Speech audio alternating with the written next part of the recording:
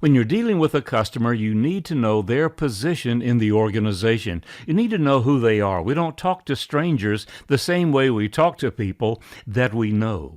So you want to look at it in three different categories. First, we're going to use Maslow's hierarchy of human needs.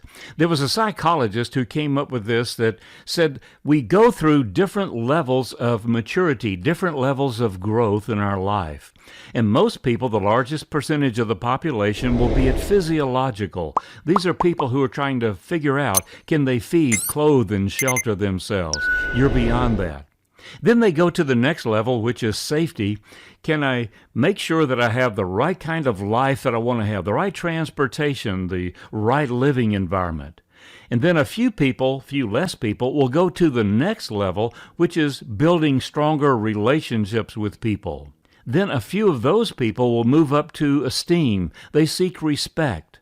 And a few people, Maslow suggested, will seek self-actualization. Well, what does this mean in our customer relationships?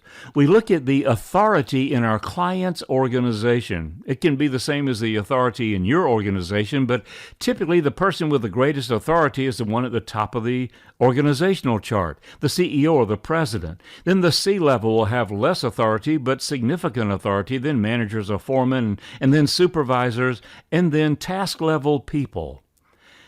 Next, we look at demographics. From Generation Z up to the historians. Some people stop at the boomer level, but there are still historians in the marketplace, in the workforce.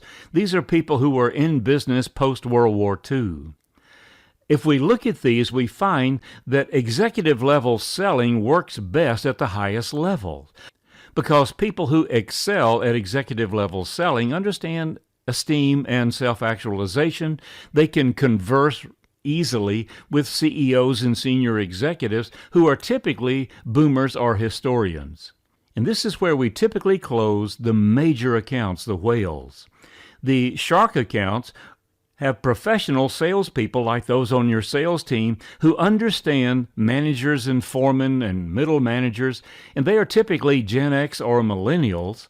People who are selling at the lower levels are Gen Zs and millennials, and they sell to buyers, and the smaller accounts are here. You are going to grow personally and professionally. So if you're considering sales as an alternative for your future, you might want to look at this and say, I need to go to professional selling. I would ultimately like to go to executive level selling.